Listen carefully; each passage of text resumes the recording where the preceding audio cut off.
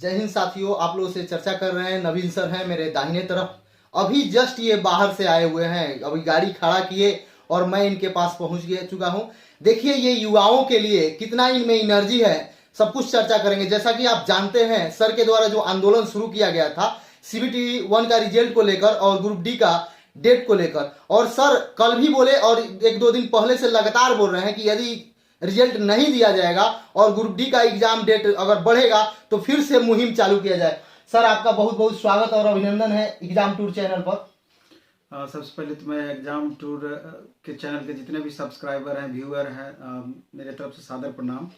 और जैसा अभी आप बताएं कि NTPC CBT 1 के रिजल्ट से संबंधित हम पहले भी ये बात बताए थे, चूंकि कोरोना की जो वर्तमान स्थिति थी एक संशय बना हुआ था, लेकिन इसके लिए हम बोर्ड का आभार प्रकट करते हैं कि कम से कम रिजल्ट तो वो समय पर दे दिया।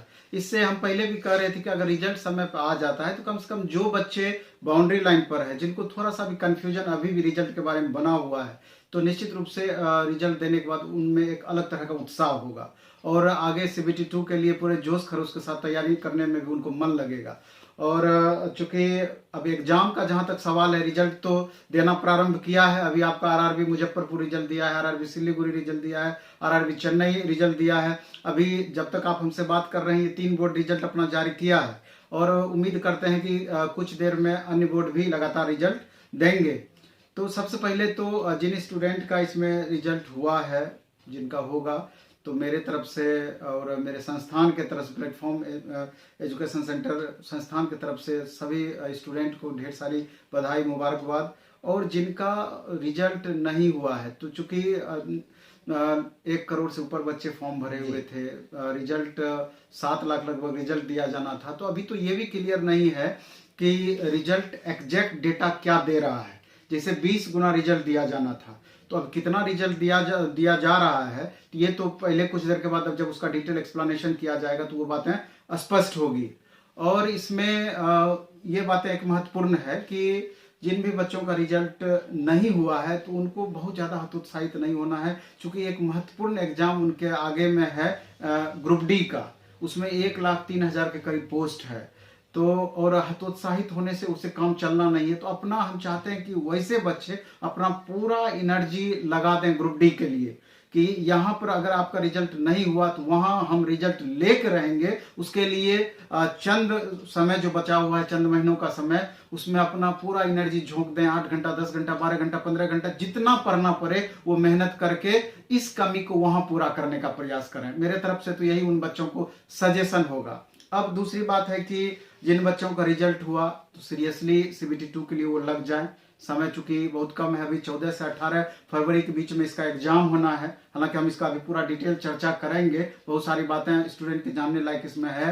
तो 14 से 18 फरवरी के बीच में एग्जाम होना है। अगर कोरोना की वर्तमान स्थिति में सुधार हुआ तो उम्मीद है कि एग्जाम अपने समय से हो जाएगा। और जैसा कि आप न्यूज़पेपर में भी आज देखे होंगे, उसमें दिया है न्यूज़पेपर में कि अगले 3 दिन में कोरोना का पीक हो सकता है। तो स्वाभाविक है कि अगर कोरोना का पीक होगा तो उसके बाद केस घटना स्टार्ट होगा, और केस घटेगा तो एग्जाम अपना निर्धारित समय पे हो जाएगा। और उस हिसाब से देखें तो लगभग महीना दिन का समय भी अब बच्चों के पास नहीं है, तो 1 महीना सारे स्टूडेंट के लिए बिल्कुल करो या मरो वाली स्थिति होगी। सर इतना आप ऊर्जा कहाँ से लाते हैं? अभी हम देखें जस्ट आप उतरे और स्टूडेंट के लिए हाजिर हैं। और एक सर आपसे प्रश्न और है मेरा, जिनका CBT 1 हुआ है, 2 के लिए आप क्या क्या व्यवस्था रखें? अभी क्या क्या ऑनलाइन में आप उपलब्ध करा रहे हैं? उस सब पर हम चर्चा करेंगे, लेकिन उससे पहले कुछ और हम डिटेल चर्चा कर देना चाहते हैं, जिसको जानने के लिए बच्चे उत्सुक होंगे। इसमें ये जानने के लिए उत्सुक हैं, और जहां पर कंफ्यूजन बच्चों की बनी हुई थी कि इसमें लेवल बाय लेवल रिजल्ट दिया गया है, तो इस मामले को लेकर हालांकि जिस समय नोटिफिकेशन आया था तो उसी समय ये बात क्लियर किया गया था कि 5 लेवल का रिजल्ट अलग अलग लेवल बाय लेवल दिया जाएगा। उसका 5 मेंस बच्चों को देना पड़ेगा, जिनका 5 में रिजल्ट होता है। तो पहला तो ये क्लियर कर दिया है कि सारे बच्चे का लेवल बाय लेवल रिजल्ट दिया है। अब ये देखने वाली बात है, बच्चे खुद अपना रिजल्ट देख करके बताएंगे कि एक स्टूडेंट का कितने लेवल तक में रिजल्ट हुआ है। अगर उनका परफॉर्मेंस बहुत बेहतर रहा है, जो कट ऑफ निर्धारित किया गया है या जो कट ऑफ दिया गया है बोर्ड के द्वारा भी जारी किया गया है, अगर उससे ऊपर उनका मार्क्स है तो मेरे ख्याल से उनका मैक्सिमम कैटेगरी में, मैक्सिमम लेवल में रिजल्ट हुआ होगा। और चूंकि 14 से लेकर 18 के बीच में 5 दिन का समय है और 5 लेवल है, तो मेरे ख्याल से एक लेवल का एग्जाम एक दिन तय किया जाएगा और उसको उसी तरीके से एग्जाम लिया जाएगा। अब सवाल उठता है कि कट ऑफ जो अभी आप देख रहे हैं, तो हम पहले चंद कट ऑफ पर चर्चा कर देना चाहते हैं बोर्ड बाय बोर्ड, तो बच्चों को भी जिनका अभी रिजल्ट नहीं आया होगा या दूसरे बोर्ड के बारे में उत्सुकता होगा तो उनके लिए एक हेल्प होगा। जैसे एक उदाहरण के तौर पर जैसे अभी हम 3 बोर्ड का रिजल्ट देखे हैं, मुजफ्फरपुर, सिलीगुड़ी और चेन्नई का। तो इसमें जो हम पाते हैं, जैसे लेवल 3 का पोस्ट है, इसमें आरआरबी सिलीगुड़ी से हम स्टार्ट करते हैं। तो आरआरबी सिलीगुड़ी में लेवल 3 में कॉमर्शियल कम टिकट क्लर्क ये पोस्ट है इसका। तो इसमें यूआर का कट ऑफ 78.99 गया है और जितना भी पहले संभावित कट ऑफ के बारे में सभी के द्वारा चर्चा किया गया था, तो वो रॉ स्कोर के बारे में चर्चा किया गया था। रॉ स्कोर मोटा मोटी जैसे हमने भी बताया था कि 55 से 65 के बीच जिनका रॉ स्कोर होगा, तो वहां एक संभावनाएं इस तरीके से बनेगी कि अगर उनके सिटिंग में टफ क्वेश्चन हुआ होगा तो निश्चित रूप से 10-12 नंबर तक बढ़ सकता है। अगर मॉडरेट हुआ होगा तो 5 से 7 नंबर तक बढ़ सकता है। इजी रहा होगा तो 0 से लेकर 2, 3, 4 नंबर तक उनका बढ़ सकता है। तो अब तो ये बच्चे अपना रिजल्ट देख करके बताएंगे कि उनका क्वेश्चन का लेवल कैसा था और जो रॉ स्कोर था उसका कितना बढ़ोतरी हो पाया। तो अगर बच्चे कमेंट करेंगे तो आपको और बेहतर समझ में आएगा। ये पहली बात हुई। दूसरा, क्या कैटेगरी वाई कैटेगरी भी यहाँ पर आपको वेरिएशन है, तो ये बातें तो तय था। इसके बाद बोर्ड के हिसाब से अलग अलग वेरिएशन है, जिसका पहले भी चर्चा हो चुका है जब भी चर्चा किए हैं। उसमें board by board number of vacancies वहां कितनी है, उस हिसाब से कट ऑफ भी जाना है। नंबर ऑफ स्टूडेंट एग्जाम में कितने अपीयर हुए हैं, तो कट ऑफ भी उसी हिसाब से गया है। तो कुछ जगह पर अप्रत्याशित यहाँ पर कट ऑफ है कि बच्चे इतना अनुमान नहीं कर रहे थे कि इतना ज्यादा कट ऑफ जा सकता है, लेकिन फिर भी हमको लगता है कि मिला जुला करके वही हिसाब से कट ऑफ है, थोड़ा कम या ज्यादा, हल्का फुल्का। तो इसमें अगर चर्चा हम करते हैं तो ज्यादा समझ में आएगी। तो इसमें जैसे लेवल 3 हम कॉमर्शियल कम टिकट कलर, इसमें यूआर का 78.99 यानी लगभग 79 गया है कट ऑफ। एससी के लिए 66.78, एसटी के लिए 63.74, ओबीसी के लिए 74.72, ईडब्ल्यूएस के लिए 67.97। अब यहाँ गौर करने वाली बात आपका ये है, अगर इसका डिटेल एक्सप्लेनेशन चाहते हैं कि यूआर और ईडब्ल्यूएस के बीच में चर्चा करें, यूआर और एसटी के बीच में चर्चा करें, तो आप देखेंगे कि एक का कट ऑफ 63.74 है, दूसरा का लगभग 79 कट ऑफ है, यानी लगभग 16-17 मार्क्स का यहाँ वेरिएशन है। यूआर और ओबीसी के बीच में लगभग 5 मार्क्स का वेरिएशन है। तो ये बहुत महत्वपूर्ण है, क्योंकि पॉइंट बाय पॉइंट में बहुत सारे बच्चों में उथल पुथल होता है और ये 4-5 नंबर, 10 नंबर, 15 नंबर तो बहुत मायने यहाँ पर रखती है। तो ये हो गया। और लेवल 6 में स्टेशन मास्टर, इसके लिए बहुत सारे बच्चे उत्सुक रहते हैं। यूआर का यहाँ स्टेशन मास्टर के लिए 74.81 कट ऑफ है। अब देखिए यहाँ कॉमर्शियल कम टिकट क्लर्क, ये इंटर लेवल का पोस्ट हुआ और इससे कम कट ऑफ आपका जाना ही था स्टेशन मास्टर का। हालांकि इस पोस्ट के अनुसार इसका कट ऑफ हमेशा ज्यादा रहता है। तो यहाँ यूआर का 74.81, एससी का 62.75 और एसटी के लिए 59.20, ईडब्ल्यूएस के लिए 61.10 और ओबीसी के लिए 70.77। अब यहाँ देखिए स्टेशन मास्टर पोस्ट के लिए ओबीसी का 70.77 है और ईडब्ल्यूएस का 61.10 है। तो यहाँ पर सीधे जाकर के आपका लगभग 9 से 10 मार्क्स का अंतर आपका ओबीसी और ईडब्ल्यूएस में इस पोस्ट के लिए, स्टेशन मास्टर के लिए। उसी तरीके से लेवल 5 में गार्ड का है, गार्ड में यूआर का 75.48 है, एससी के लिए 64 है, एसटी के लिए 62 के लगभग है, ओबीसी के लिए 71 के लगभग है, ईडब्ल्यूएस के लिए 65 के लगभग है। यहाँ भी ओबीसी और ईडब्ल्यूएस के बीच में लगभग 6 मार्क्स का अंतर है। इसी तरीके से अगर हम आरआरबी मुजफ्फरपुर बोर्ड में आ जाएंगे तो यहाँ पर स्टेशन मास्टर पोस्ट के लिए लेवल 6 के लिए देखते हैं तो यूआर का देखिए यहाँ कितना ज्यादा कट ऑफ है। यूआर का 86.58 कट ऑफ है और एससी का 67.82, एसटी का 68.75, ओबीसी का 80.53 है और ईडब्ल्यूएस का 81.24 है। यहाँ ओबीसी से ज्यादा कुछ ईडब्ल्यूएस का कट ऑफ चला गया है।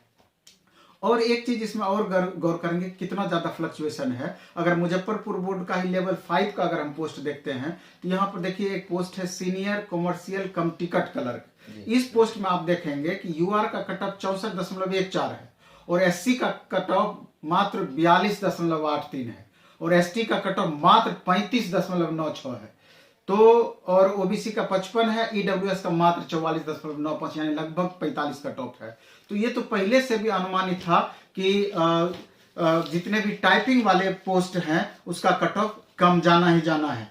अब यहाँ पर गौर करने वाली बात यह है कि ये जो कट ऑफ का फ्लक्चुएशन हुआ है ये किस तरीके से हुआ। कट ऑफ का फ्लक्चुएशन पोस्ट बाय पोस्ट निर्भर करता ही है। इसमें ये चीज होता है कि पोस्ट ऑफ प्रेफरेंस में बच्चे किस पोस्ट को ऊपर रखे हैं, तो स्वाभाविक है कि मैक्सिमम बच्चों का टारगेट उस पोस्ट के लिए है तो उसका कट ऑफ ज्यादा रहेगा ही रहेगा। और यहाँ पीटी से ज्यादा अभी सीबीटी 1 का रिजल्ट से ज्यादा ये प्रभावित करेगा सीबीटी 2 का जिस समय रिजल्ट आएगा तो पोस्ट ऑफ प्रेफरेंस जैसे बच्चे दिए हैं उसी हिसाब से उनका फाइनल सिलेक्शन होगा। तो बच्चों का एक कंफ्यूजन हम दूर कर देना चाहते हैं कि पोस्ट ऑफ प्रेफरेंस का हमेशा से मतलब होता है कि आप जिस तरीके से पोस्ट ऑफ प्रेफरेंस सजाए हैं तो आपके शुरू से लेकर के अंतिम पोस्ट तक, यानी कि कुल मिलाकर के कोई बच्चे अगर 13 अलग अलग कैटेगरी के लिए एप्लीकेबल हैं और अगर उसके लिए अप्लाई किए हैं तो 13 कैटेगरी के लिए उनका ऊपर से लेकर नीचे तक मेंशन किया जाएगा उनके मार्क्स के अकॉर्डिंग। अगर बहुत अच्छा मार्क्स है तो पहला पोस्ट मिलेगा जो प्रेफरेंस दिए हैं, उससे कम है तो दूसरा पोस्ट पर विचार किया जाएगा, तीसरा पोस्ट पर, चौथा पोस्ट पर, लास्ट ऑप्शन तक पर विचार किया जाएगा। इसलिए बहुत सारे बच्चों को होता है कि सर जो पोस्ट हम दिए हैं हमारे प्रेफरेंस में किस तरीके से फाइनल सिलेक्शन क्या स्ट्रेटेजी रहेगा। तो ये बात आप मान करके चलिए कि आपका हर एक पोस्ट के लिए विचार होगा, उसमें तनिक भी आपको संदेह नहीं है। दूसरा एक अलग करके ये हम फाइनल सिलेक्शन के वक्त के लिए बता देना चाहते हैं, कोई बच्चे को अगर विजन में प्रॉब्लम है, वो अगर स्टेशन मास्टर को पहले रख दिए हैं तो उस परिस्थिति में अगर वो साइको उस समय छोड़ भी देंगे तो उनको दूसरे पोस्ट के लिए मेंशन किया जाएगा। इसलिए बहुत हतोत्साहित वहां पर भी होने की जरूरत नहीं है। खैर जो भी हो, हमको लगता है कि लगभग हम आपका चर्चा किए हैं कि और लगभग अनुमान हमको है कि जैसे आरआरबी इलाहाबाद है, भोपाल है, इसके अलावा आरआरबी चंडीगढ़ है, कुछ ऐसे बोर्ड्स हैं जहां मैक्सिमम सीट था, मैक्सिमम बच्चे फॉर्म भी भरे थे, तो कट ऑफ इससे भी ज्यादा फ्लक्चुएशन वहां पर देखने को मिल सकता है। तो जो भी हो, आप जिस अनुसार मेहनत किए हैं उसका प्रतिफल उसी अनुसार मिलेगा। तो जिनका भी रिजल्ट हो जाता है तो उनके लिए हम चाहेंगे कि दिन रात एक करके लगातार वो लग जाएं तैयारी में। और अब जहां तक एक दूसरा सवाल आप कर रहे थे प्लेटफॉर्म के लिए स्पेशल कि क्या क्या आपकी सर बच्चों को हेल्प पहुंचाने की रणनीति है। एक मिनट रुकेंगे सर, ये जो मुजफ्फरपुर आप बता रहे थे 6 लेवल के लिए, तो यहाँ पे इतना वैरी क्यों कर रहा है? यहाँ का तो नंबर बहुत ज्यादा, क्या ज्यादा फॉर्म गिरा था इस बार मुजफ्फरपुर में? नहीं, फॉर्म अगर वैकेंसी कम होगा तो स्वाभाविक है कट ऑफ वहां पर ज्यादा जाएगा, क्योंकि पिछला बार बहुत कम था मुजफ्फरपुर। हाँ, वैकेंसी ये फाइनल के वक्त भी आपका कम रहेगा क्योंकि पीटी में नंबर ऑफ स्टूडेंट ज्यादा रहता है। ये तो बहुत बात पर निर्भर करता है ना, अगर बहुत सारे अच्छे बच्चे अगर एक ही जगह पहुंच गए हैं तो वहां पर वेरिएशन देखने को मिलेगा। अगर नंबर ऑफ वैकेंसी एकदम मिनिमम है तो वहां पर भी वेरिएशन देखने को मिलेगा, मैक्सिमम फ्लक्चुएट करेगा, ऊपर जाएगा, यही बातें हैं। अब जहां तक प्लेटफॉर्म का बात है तो अभी अब मैक्सिमम बच्चों को अधिक से अधिक प्रैक्टिस करने की जरूरत है, शॉर्ट टर्म में फास्ट रिवीजन की जरूरत है। तो 2-3 दिन के अंदर में हमारा एक शॉर्ट टर्म रिवीजन कोर्सेस भी एकदम मिनिमम फी में ऑनलाइन मोड में आ जाएगा। बच्चे प्लेटफॉर्म एजुकेशन सेंटर देखते रहेंगे, नवीन कुमार सिंह हमारा जो अपना चैनल है वो देखते रहेंगे, उस पर इंफॉर्मेशन मिलेगा। लेकिन मैक्सिमम बच्चों से गुजारिश होगा, अभी सीबीटी 2 के लिए एक टेस्ट जस्ट बाइलिंगुअल सीरीज में हमने स्टार्ट किए हैं, मात्र 50 रुपया में 15 टेस्ट। वो द प्लेटफॉर्म ऐप डाउनलोड करके उस पूरे टेस्ट का लाभ उठा सकते हैं। उसमें और भी हम लगातार टेस्ट ऐड करते चले जाएंगे, प्रैक्टिस के लिए बच्चों को कोई दिक्कत नहीं रहेगी। और हमारा जो रुक्मिणी पब्लिकेशन है उसका बुक भी हमारा सीबीटी 2 के लिए अभी आया हुआ है, जस्ट बच्चे उसका लगातार प्रैक्टिस करें और अपकमिंग एक आध बुक और आ सकता है हमारा। तो जितना मटेरियल का कमी नहीं है, बच्चे अधिक से अधिक पढ़ें, मटेरियल का कमी हम नहीं होने देंगे। साइंस के लिए सर, साइंस चूंकि सीबीटी 2 के लिए बहुत महत्वपूर्ण होगा, तो साइंस का महत्व यहाँ ग्रुप डी के बनिस्पत थोड़ा सा कम है, क्योंकि ग्रुप डी में 25 क्वेश्चन साइंस से रहना है, यहाँ 12 से 13 क्वेश्चन साइंस का रहना है। तो जो बच्चे ग्रुप डी का भी सीरियसली तैयारी करते हैं तो यहाँ पर उनको लाभ मिलेगा। साइंस से ज्यादा महत्वपूर्ण है कि मैथ के लिए, रीजनिंग के लिए, चूंकि 35 क्वेश्चन, 70 क्वेश्चन इसी सेक्शन से रहना है, तो वहां पर अधिक से अधिक फोकस करें। साइंस में भी साइंस का लेवल क्वेश्चन का बहुत ज्यादा सीबीटी 2 में आपका टफ नहीं रहेगा, लेकिन जिस तरह का पीछे क्वेश्चन पूछा है एनटीपीसी सीबीटी 1 में, जिस तरह का क्वेश्चन पूछा है, अगर उस तरह का क्वेश्चन अधिक से अधिक रिवीजन करके जाएंगे तो मेरे ख्याल से क्वेश्चन छूटने की संभावनाएं बिल्कुल कम रहेगी। तो ऐसा बच्चे करके हमको लगता है कि अधिक से अधिक लाभ उठा सकते हैं। चलिए आपसे बता दें, यदि आपका कोई अभी भी प्रश्न हो तो आप कमेंट बॉक्स में जरूर कमेंट करेंगे। कल सुबह फिर नवीन सर से चर्चा किया जाएगा। चूंकि अभी सभी बोर्ड का रिजल्ट नहीं दिया गया है, इसलिए हम लोग चर्चा को यहीं पे समाप्त करेंगे। आपसे किसी भी प्रकार का, या रुक्मिणी प्रकाशन से जुड़ा हुआ या नवीन सर दी प्लेटफॉर्म कोचिंग से जुड़ा हुआ कोई भी आपसे मन में सवाल आ रहा है तो आप जरूर कमेंट बॉक्स में कमेंट कर सकते हैं। तैयारी से या आपको सेट लगाना है या किसी भी मैथमेटिक्स रीजनिंग वगैरह कुछ के लिए आप कमेंट कर सकते हैं। सर बहुत बहुत धन्यवाद। आप अंत में एक बात एग्जाम टूर व्यूअर को क्या संदेश देना चाहिएगा सर? हम संदेश यही देना चाहते हैं, तो पहले तो हम थोड़ा सा निगेटिव एक्सपेक्ट में आकर के जिन बच्चों का रिजल्ट नहीं हुआ है तो उनके लिए हम कहना चाहेंगे कि बार बार गिरकर उठता है, उठकर कदम बढ़ाता है, मंजिल की छाती पे आरा वही वीर लहराता है। हार गया जो हिम्मत साथी, जीती बाजी हार गया, साहस करके कूद गया जो वह सागर के पार गया। इसलिए थोड़ा सा भी हतोत्साहित न होकर के अपने एनर्जी को दूसरे मोड में कन्वर्ट करके ग्रुप डी में आप रिजल्ट लाने का प्रयास करें, क्योंकि नंबर ऑफ वैकेंसी बहुत ज़्यादा है। और जिन बच्चों का रिजल्ट इस बार होगा या हुआ है तो उनके लिए मेरी तरफ से ढेर सारी शुभकामनाएं हैं और उम्मीद करते हैं कि अपना सतत मेहनत करके, क्योंकि मेहनत का कोई विकल्प नहीं है, हम हमेशा बोलते हैं कर्म की हमेशा प्रधानता होती है। इसलिए बच्चे अपना पूरा एफर्ट लगा करके, आप ये बात आप समझ लीजिए कि आपके रिजल्ट से प्रभाव कहाँ कहाँ पड़ना है। आपके माँ बाप पर क्या प्रभाव उसका पड़ेगा, गुरुजन पर क्या प्रभाव पड़ेगा, समाज पर क्या प्रभाव पड़ेगा। तो इसलिए कम से कम अपने बारे में पूरी तरीके से ना सोच करके या अपने बारे में सोचते हुए अन्य सभी का ध्यान में रख करके अगर आप पूरा एफर्ट लगाएंगे तो मेरे ख्याल से सफलता बहुत ज्यादा आपका बाधक नहीं बनेगा। सफलता बहुत आराम से आपको मिल जाएगा, आपका एफर्ट रंग लाएगा वहां पर। चलिए बहुत बहुत धन्यवाद।